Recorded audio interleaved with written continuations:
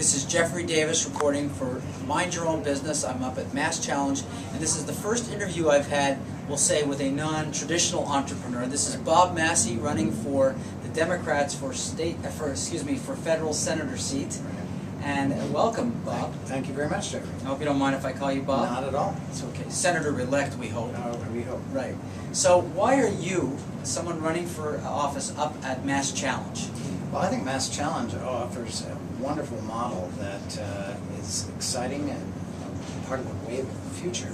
New ideas, creative people, trying to define new needs and new businesses. That's what's always made America great, and that's what I think is happening right here in Massachusetts. And it's exciting to see people sharing ideas and working together and moving forward at such an incredible pace.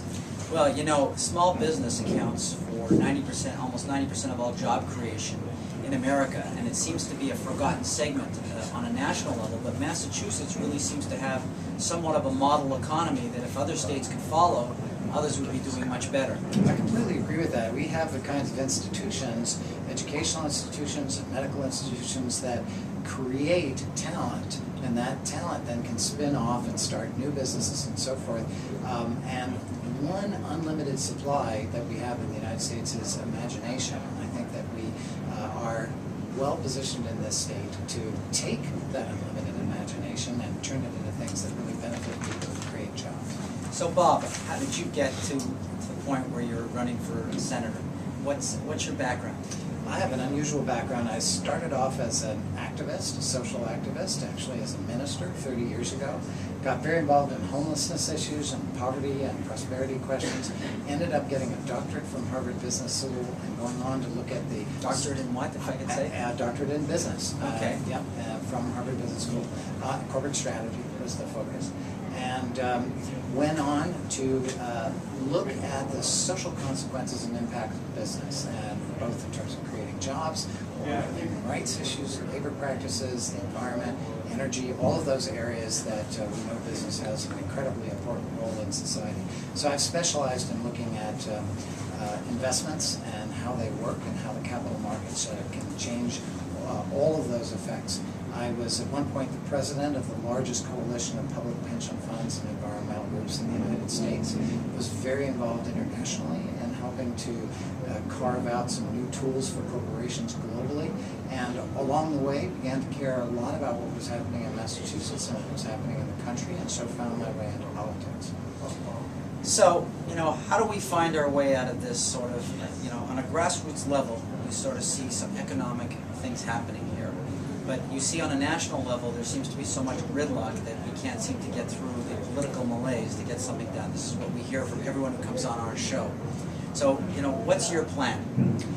Well, I think first of all, we have to restore some of the spirit that created the United States. You know, you go back and read American history, you see that people were always extremely excited about what was going to happen next, and they were eagerly imagining what they could do to help create the economy of the future, whether it was in the 18th century, the 19th century, the 20th century.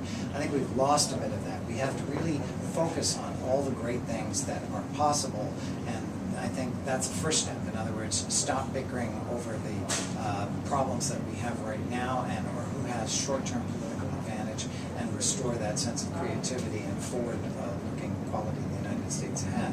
On a more immediate basis, we have to continue to invest in things that make us great. We have to invest in education, we have to invest in infrastructure, we have to invest in key industries that are proving to be the growing technologies and industries of the world. Clean energy is a good example. Medical technology is another example. Obviously, information technology has not run its course in terms of the way it's transforming our world. So these are areas where I would like to see the government stop arguing so much about things on the margin and focus on what's important for the country as a whole. Right. And do you have other agendas that you would like to pursue?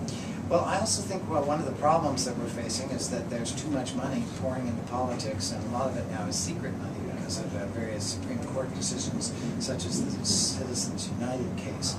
I think that's a mistake. I think that allows very powerful interests that may represent much older industries that want to hold things back, they intervene and they get laws and regulations passed that actually slow the economy down. I think that's a bad idea. It's bad for citizens, it's bad for jobs, it's bad for democracy. So you're looking for some political reform? Absolutely. I think everyone, you mentioned gridlock before, I think what we're seeing is a serious problem of people defending the interests of those who really don't want to see the United States move forward for whatever reasons they have, but they're able to influence the process because so much money is going into elections and going to political leaders of different kinds.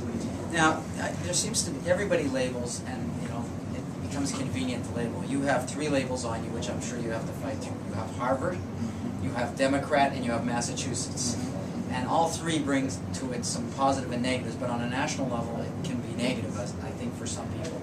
How do you feel about that? Well, first of all, I'm very proud to be from Massachusetts. We are one of the most important states in American history and in the country today. I really believe that for America to be great, Massachusetts needs to be great. We provided leadership, national leadership in industries and in politics and so forth. Fortunately, I only have to win votes in Massachusetts, so your point about how to appeal really is how to represent the values of the people of Massachusetts. And I think for a very long time we had a great senator and Senator Edward Kennedy for 47 years. He understood this question about government playing a partnership role with business and leading towards a better United States. He tackled big problems. I think that's the kind of thing we're looking for, and I believe that my record shows that I can do that in Washington. I have both the background and the backbone to do it.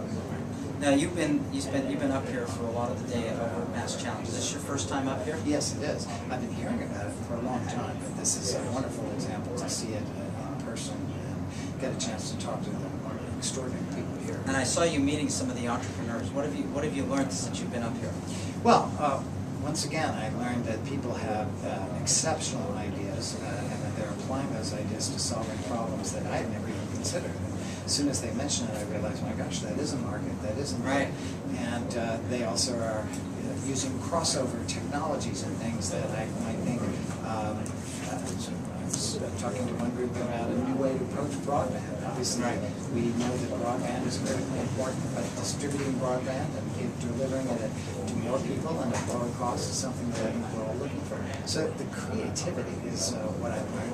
I also heard some suggestions about how government could play a more supportive role, whether it's in relation to visas, or in relation to capital, or in relation to what to do or not to do in terms of intervening on regulation.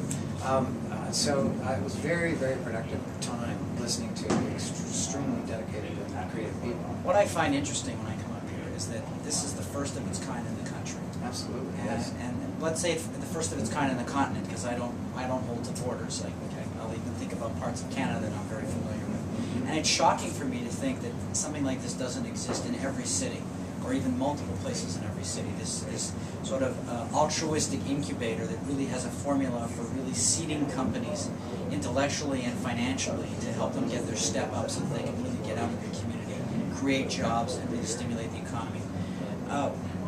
What do you think you can do to sort of help to make sure that something like this can expand in the future? Well, first of all, I was very interested to talk to John about precisely what you described as the underlying philosophy.